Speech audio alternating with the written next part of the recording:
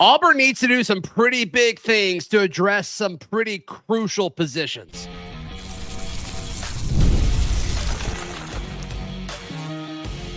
You are Locked On Auburn, your daily podcast on the Auburn Tigers. Part of the Locked On Podcast Network, your team every day. Yes, welcome on into Locked On Auburn, your daily Auburn Tigers podcast. I'm your host, Zach Blackerby, and thank you so much for making Locked On Auburn your first listen every single day. We're dapping it up with the Darrell Dapprich, Montgomery radio legend, hanging out with us. We've got a few concerning positions that we'll discuss about, and then we'll eventually preview Auburn basketball's game against Chattanooga this weekend. Can Auburn hold on to the roster? Darrell, there are just a few positions that I keep getting more and more concerned about just because, okay, sure, there's a lot of assumptions and a lot of variables in this conversation we're about to have as far as, who you hold on to who holds onto the roster, who enters a portal from other schools, which positions aren't as scarce in the portal, especially on the top end. There's a lot that goes into this. But I do think it's clear, and Alex Golesh talked about this at his Monday presser, where it's pretty obvious what positions are pretty scarce right now. And I assume tight end is on that list. I assume offensive line is on that list. I assume defensive line from a depth standpoint is on that list. And that's before guys leave to enter the portal. That's the absolute wild card to this, is even before dudes leave in the portal, those three position groups, it's absolutely urgent that you get bodies. And I'm talking about bodies that can help you right away. You talk about the defensive line being depth, but even that is a scenario where it's bodies that can help you right away because you rotate people in the SEC along defensive lines. Now, what's going to happen if two or three more receivers jump, or if you lose a quarterback, or the stud defensive backs start to look elsewhere? Then those become. Darrell, can I be honest with you? With each passing day, I feel worse about keeping with the quarterbacks. And again, you have to prioritize the urgency of these position groups. And I guess that's what we're going to do towards the end of the show. But it changes if people leave. We can talk about what the urgency is and what the priority is right now. If I was to rank them, I think you pretty much nailed it. I'd go tight end, offensive line, defensive line. But if two quarterbacks leave, and I'm not saying they will, but if two quarterbacks leave or two receivers leave, well, you're halfway there. You're halfway there to two quarterbacks leaving. Yeah. Jackson's on his way out, and it's like Ashton or Deuce. Yes, right. I meant two more. I meant two more. Yeah. I expected one of the three to go, and was hopeful that the other two would stay, and then you would bring in one more. But it changes. It changes. That's what sucks. If you're a coach and you're trying to manage your roster, if all things were equal and you knew right now, you would have a clear plan. But I still feel fine about receiver, but if Cam or Malcolm or Eric leave, it's you better bring in two or three, right? Yeah, I feel good about corner, but if Kayan and Jay Crawford leave, it's and I don't think you keep all those guys. We can all think that we want to, but there's no way. Every name I just listed, there's no way they all stay. I don't think. Because of money or playing time? Because of money or coach being unsure of the coach? We talk about this every time the portal opens. There's a million different reasons why kids may want to enter the portal, whether it's a fresh start, whether it's, coaching relationships, whether it's the head coaching relationships or the position coaches, or, path to the NFL, or path to the college football playoff, or just need a fresh start, proximity to home. I mean, there's so many different things. Well, let's break that down. Money as well. Let's break that down. The two most urgent ones, quarterback that we've talked about, quarterback and wide receiver. The quarterback could be playing time. Okay. The wide receiver and defensive backs will not be based upon playing time. Kane Lee, Jay Crawford, any safeties, any Cam Coleman, Malcolm Simmons, Eric Singleton. It's not about playing time, and it's not about money either with that, I can assure you. So then that becomes familiarity with position group coach, right, or college football playoff opportunity, right? Quarterback, you could make the argument Deuce Knight is going to see it as playing time. Ashton Daniels came here knowing he wasn't going to start. So playing time isn't a big deal to him, I think, in my mind. Unless he feels like he's done enough to be a starter somewhere else. Look, I love Ashton Daniels, but he went 1-3 as a starter. Let's not get ahead of ourselves here and go crazy. He looked horrible against Kentucky, and we can say that was because of Hugh Freeze, but still, he lost to Vanderbilt. Looked good. I mean, post Freeze, he looked pretty good, but he lost. He went 1-2 post Freeze. Now I get it. You played Vanderbilt, you played Alabama. But could he compete? No, I take that back. He didn't win a game as a starter at Auburn because Deuce played against Mercer. Yeah, I guess he won in the second half against Arkansas, but he did not start in that game. If we want to nitpick, but you are correct. I'll nitpick because I love the kid, and I can Sure. say that people know that this is coming. Didn't score a touchdown in that on offense, so played well. Game, but at the end of the day, you want those W's, right? So yeah, but could Ashton? Well, one, does Golesh want Ashton? Which is a question that I think only Alex Golesh knows, and he may not even know the answer to that yet. And then the other aspect of it is, well, do things change? He did commit to Hugh Freeze. He did commit to be part of, the previous regime. And now after kind of what he did against Alabama, which I thought was impressive, after the first, after maybe the third drive, he really got things going. Right. And then, Vanderbilt, he looked great there too. And he put him in position against Alabama to tie the game. Give him credit. He got him down to the 18. Yeah, for sure. For sure. Is this does a Big 12 school call him? Does an ACC school call him? And does that change everything? Yeah. But I think the most important thing for Ashton is, does he feel like he wants to be does Alex Golesh want him to be a part of it? I'm concerned about that. I'm concerned what you just said. Very concerned about what you said. If that's true, I've already got PTSD. About what? If Alex Golesh doesn't know if he wants Ashton Daniels yet, there's a concern there. I'm sorry, there is. He better. We just don't know. I mean, we don't know. We can say that about any player, right?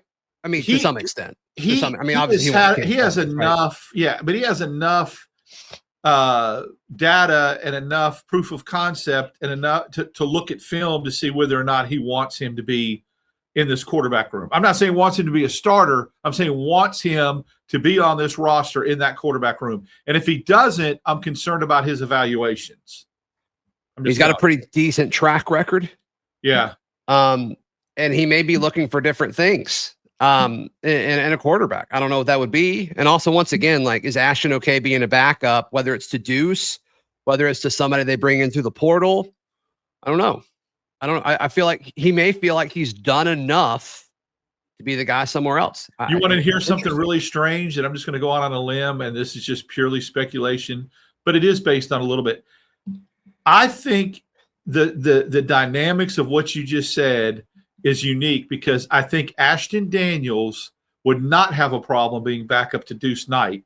Loves him, mentored him, was his biggest cheerleader, kind of saw the writing on the wall. Right. I do think he'd have a problem being a backup if someone else was brought in. Weird, but they're close. He I think mentally, when he saw the Mercer game, he started to prepare himself that he said it. I don't care. I'm here next year, regardless if I'm the starter or not, right? That's what he said when Durkin was the interim coach. I'm here. I love Auburn. I'm not going anywhere. If someone else gets brought in over the top of both of those two, I think that changes the dynamic for him. Yeah. Can they hold on to this roster? Which of these positions get a little trickier when portal time rolls around on January 2nd? We listed a few of them. I think the wide receiver room is fascinating. Let's touch on that in just a moment, right here on Locked On Auburn.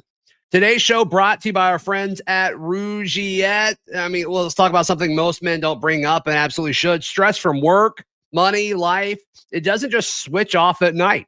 And when it shows up at the worst possible time. Rougiette Ready is designed to help you take back control. Rougiette Ready is a next-gen prescription treatment created to support both the brain and the body. You know what I'm saying? So you can feel present, confident, and ready when the moment matters. If you've been thinking about taking the next step, now's the time. Head to Rougiette.com/LockedOnCollege. That is RUGIET.com/LockedOnCollege to get 15% off your order for a limited time. Rougiette ready. Feel present. Feel confident. Feel ready. Today's show also brought to you by our friends at FanDuel. FanDuel is America's #1 sports book.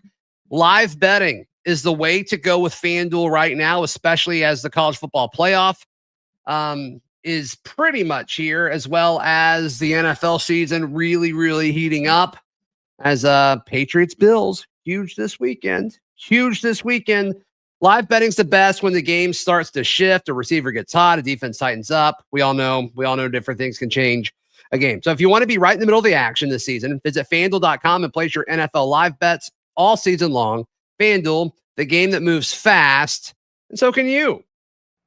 Darrell, Dapprich hanging out with us. I'm Zach Blackerby. This is Locked on Auburn. The wide receiver room is fascinating because, I mean, just kind of talking to different folks, like there is an emphasis on a scheme shift here. Alex Golesh wants speedsters, guys who can stretch a defense. And I think you can see that by who has already reportedly entered the portal. Perry Thompson, not a speedster, more of a possession guy, and he got it better as a route runner as, the season went on, really kind of emerged late there. And then obviously Horatio Fields, true possession guy. That's not typically what Alex Golesh receivers look like. I mean, think about what we talked about with the Hugh Freeze wide receiver, big bodied, large catch radius. That's not typically what Golesh pursues or has in his offenses. And so then you think about, okay, well, who else is on this roster that fits that bill? And I guess Sam Turner may fall into that category, Darrell, as far as like a larger guy that, but everybody else that's left can take the top off of a defense. Cam Coleman, Malcolm Simmons, Eric Singleton, and then, of course, some of these younger guys that we still don't know a ton about, but they kind of fit into that mold as well. Are we okay with this? Because this does seem to be a different approach to wide receiver than what we've seen for the past few years. Yeah, and I think Derek Smith is somebody I'm really, really interested in seeing how he plays. Great point. Yeah. I think he needs to get into the mix. I think, however you look at it, if Golesh likes Smith and Turner, there is less of an urgency to get into the portal to replace Fields and Thompson. You see what I'm saying? Like, you would go in there and get some depth. But if you feel like Derek Smith and Sam Turner get into that rotation of 5 receivers that you kind of utilized, then that's great. I would like to see, because of this system, there does need to be a prototypical possession type receiver. Okay. Georgia's had him for a lot of years. It's a dude that's not afraid to go over the middle and catch the 8-yard, 9-yard slant and get blasted. Yeah. It's the guy on, 3rd and 9 that goes over the middle. Remember, Horatio Fields was that guy early in the season. He was under the radar. The catch he made against Baylor kept that drive alive on 3rd and 9 and ended up being – Auburn missed that, I think, later on in the year. I would like to see him get – and maybe he has that on his previous South Florida team. Take the top off, yes, that's great. But dropsies on 3rd and 8 killed Auburn. And you got to have that underneath intermediate guy. Now, if you get the right tight ends that can catch and hold on to the ball, you can do the same thing between the hashes. Auburn hasn't had that. I mean, it's amazing to me. So that is the first priority. You could actually combine receiver and tight ends in the scenario you were just saying. And boy, would I love a hybrid guy, a guy that you could line up that has the speed to play receiver, but the body to play tight end. Yeah. Tight end's interesting. So Auburn has 2 scholarship tight ends on their roster as we have this conversation, Ryan G and Preston Howard. And I know a lot of Auburn fans are like, hoping Preston Howard leaves, but I think there's a chance that his skill set from what we saw at Maryland, not what we saw last year, does match what he has done with tight ends in previous offenses. Now he's got to fix the drop stuff. Obviously, that can't happen again, which I assume, he misses those first few and then you just get in your head and it's a downward spiral after that. I mean, hopefully that gets fixed if he is to stay, because I do think athletically that's kind of what he's looked for in the past. But if a versatile tight end, like, I mean, let's take a few years ago, like when Rivaldo Fairweather entered the portal, like what an easy sales pitch from Alex Golesh to any of the top athletic tight ends to enter the portal. Like that should be, Auburn should be a destination to be able to be that versatile tight end in this Golesh offense. What's sad about that is when you mention Fairweather, it's all about timing, isn't it? Imagine Fairweather and Jarquez Hunter on a team that Derek Nix was calling plays towards the end of the year last year, with how he got tight ends open and how Auburn ran the football. Hunter and Cobb together would have ate, and it would have just been fresh. And then Fairweather as a tight end was, I mean, he carried Auburn from a receiving standpoint a lot during the first Peyton Thorne year. Yeah. It's just all about timing. Maybe this is the year that all that meshes with Alex Golesh being the coach and the personnel matches what you're calling play-wise, and you have that. Yeah. And, yeah, I think 2 tight ends are a must, and I think a tight end that can come in and be dominant. You go get a starter. Go get a guy that put up a lot of catches for a lot of yards, not depth piece. Zach, I think they need to be looking for a tight end that can come in like Fairweather did and start and make an immediate impact. Yeah, I think that'll be an easy pitch for Golesh. I mean, his tight ends are so productive. So, I mean, we'll see. I can't imagine that not being attractive. And so it's like if you put up the NIL and you show them the scheme, like that should be, I would think that'd be an easy pitch. We'll see. We'll see. Then the other one, as far as like, can they keep the roster together, is corner. And I feel good about the depth at corner. And so your corner needs might be different if you lose your top guys to the portal, which there's some chatter of. I mean, it's all speculative right now, but there is some chatter, you know, maybe some guys leaving at the top end of that corner room.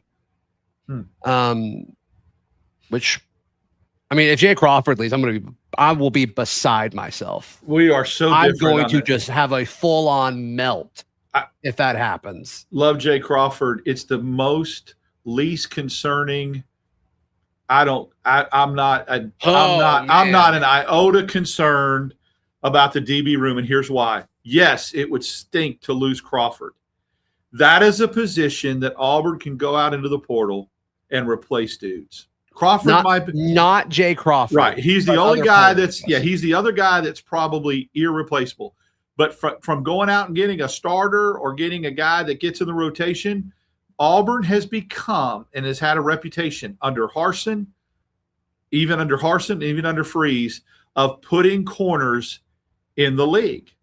And they've become very, very renowned for developing corners. That's why I think it's the position group I worry the least about. I would hate to lose Jay Crawford, but anybody else goes, Auburn will go into the portal and pluck somebody to come in and start and play right away because of the reputation they have of playing at Auburn and developing corners. Yeah. I wonder if that reputation carries over. It's Durkin still there. I think they call him DVD, DeMarcus Van Dyke. I think they call him DVD, I love. But I love that. I think Durkin being still there is still being the end all be all. The defensive coordinator would because he's hands on. He'll go into a cornerback's house, living room, and say, "Come on, look what we've done. Right. Look at McCreary and you're right, DJ James and Pritchett." I mean, Pritchett had a really good game in the NFL. I mean, it's just amazing. Before we get to basketball tomorrow, your most concerning position right now is what? Offensive line. Offensive line. Okay. I won't push back on that. I won't push back on that at all. Mine is receiver if certain guys leave, and probably O-line. I have the right to change my opinion, but you said right now, so that's what I'm basing it off of. Yeah, no, there's so many variables that go into this. I mean, the next month is going to be the roster feels like it's going to change a million times. So, but then that's it. Then we know the roster for until the season starts, which is, I think, good. I think it's good. Chattanooga is not good. And that's who Auburn plays tomorrow. That's next right here on Locked On Auburn. Today's show brought to you by Aura Frames. Darrell, you have one. I have one. I've given one as a gift before to family members. It's an incredible, incredible thing, especially for maybe relatives that live far away. or maybe don't see you as often. Christmas time is here. Gift hunting season is here. And if you want something meaningful, personal, and guaranteed to get a reaction, Aura Frames is the gift that delivers every time. It's not just something you wrap. It's a way to share memories. And I've actually got one. There's one at my mom's house, and my kids love like being able to take a picture on the phone and then like put one up there as well. They like watch for it to pop up, a few minutes later. Maybe me and you need to take a picture sometime soon, and then we'll throw that on there, and it'll just pop up on your mom's Aura frame, and it'll just be a surprise. Zach and Dapprich. I think she'd love that. Yeah. I think she'd love that. For a limited time, save on the perfect gift by visiting auraframes.com to get $35 off Aura's best-selling Carver matte frames, named #1 by Wirecutter, by using code COLLEGE at checkout. That is auraframes.com, promo code COLLEGE. Terms and conditions apply. Thank you so much for making Locked On Auburn your first listen every single day. Auburn takes on Chattanooga tomorrow in the holiday hoops giving. And man, the more I look at Chattanooga, the less good they look. So they play at 3:30. This game's in Atlanta. And you look at Chattanooga and KenPom, they're the 223rd best team. Is that 3:30 Eastern or Central? I think it's Central. Okay. And then in the net, they're 295, Darrell. Woo! One of those games where it's just about Auburn, not the opponent. Look, first of all, this is supposed to be a Big Ten opponent. I can't remember who the Big Ten opponent was that pulled out. Somebody could probably tell us that. Yeah, in previous years, it's like Wisconsin and Nebraska. But somebody, it was scheduled. Ohio State. Yeah, somebody was scheduled as a Big Ten opponent and then pulled out, and Auburn had to scramble and go get Chattanooga. I want to see the response to what happened last Saturday night. I want to see efficiency, proficiency. I want to see 10 guys play. I want to see the defensive communication take a step up. Absolutely. Emeka maybe get in, play some quality minutes. I mean, go 10 deep, play a lot of dudes. You don't play again till the following Saturday, I think, against Purdue. And then you don't play again until Monday after Christmas against Queens College or something. But this is a game, again, it's about Auburn in this game. Let's just watch Auburn, what Auburn does. Auburn preparing for, one tough game in Purdue and then their conference slate. And so that's what's going to be very interesting to me, is what they do, how they come out, how sharp they look. You want to look sharp. Doesn't matter who the opponent is. And I think it's a game in Atlanta, so I'd expect Pettiford to go off on a neutral floor. Sure. I think Auburn has a tremendous size advantage. When I saw some of the rosters, Jovic and Murphy should eat.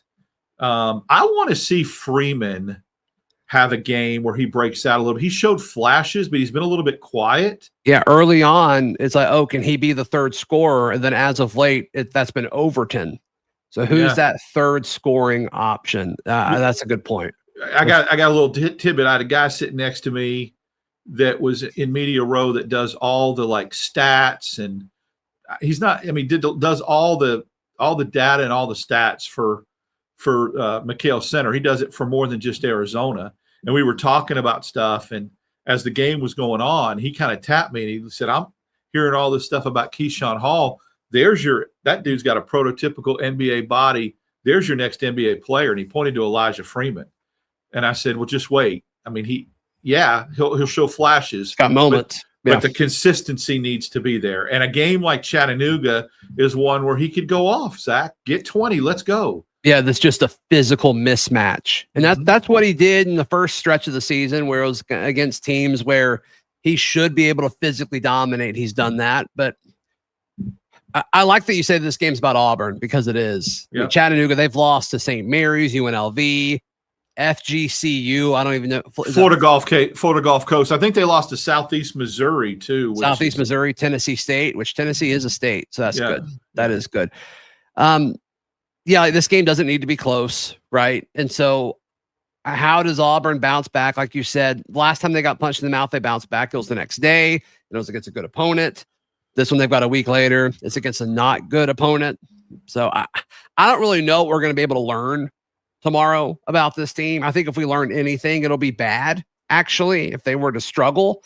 I'm not expecting that, but I think that's the only thing where I would have a differing opinion on this team as if they won by like a point or something. Yeah, I think this needs to be a significant blowout, and it needs to be make a statement, play well, click on all cylinders, play a lot of people. That's what it needs to be. And then rest up and get ready for the following Saturday, a war in Indianapolis. Right. Look, we're in a situation right now where Auburn's 7-3, right? 7-3? Yeah, 7-3. And if you told me going into conference play, they would be 9-4 or 10-3, I probably would have been okay with that, knowing what this non-conference schedule was. And just all the questions. Yeah. So now if you beat Missouri, if you beat Chattanooga, then beat Purdue and then beat Queens and go into your conference play at 10-3 with that schedule, I think you are really optimistic about what Auburn can do in the conference. Yeah. Like what would last year's team have gone? Like, I don't think they would have beat Michigan the way Michigan played. And I don't think well, you say it because people are going to think I'm biased and I'm an Arizona lover. So you do love Arizona. You say it. You say it. That you think they beat Arizona last year's team? Probably not. In McHale on a neutral floor? No, yes. Sure. In a neutral floor. They couldn't have attacked the basket as much with last year's roster is my only thing. But if I had to pick, the way Arizona couldn't miss in the first half, I was like, I don't know if anybody could have beaten them. I think it would have looked similar to the Duke game in Cameron. I think it would have been close. I think Auburn would have been in it, but I think too much depth, too much. Yeah. And then on a neutral floor, I think Auburn would have beat them last year. So it's like, is this team 2 games worse than last year's team? Like, if it is, you take that all day long. Yeah, because I think I think the gap is wider than that. Yes, I do too. I would love if Auburn goes 11-7 in conference play. I would be tickled pink. I would. 11-7 would make me very happy. 4 games over 500. But I think the conference. I think that gets the conference isn't as good at the top. I still think it's deep. Yes. But I don't know how many like national championship contenders are in the SEC this year. Like last year, there were several. Mm-hmm. Yeah. All right, Darrell. How can people check out everything? I said checkle. How can people check out everything you've got going on? You can follow me on X, Dapp6410, twice a week here with you on Locked on Auburn. We appreciate all the Spotify rap texts and tweets. Very cool. And all that. Yep. Very cool. And then obviously Sunday night, 8:00 live, you and Kyle on the Barncast. Please like the video. Please subscribe. And hey, become a member over at our premium feed, ad-free feed. Check out the link in the episode description down below. Support the show and get you an ad-free version of Locked on Auburn as well. Please like the video. Please subscribe. We'll see you next time. This has been Locked on Auburn.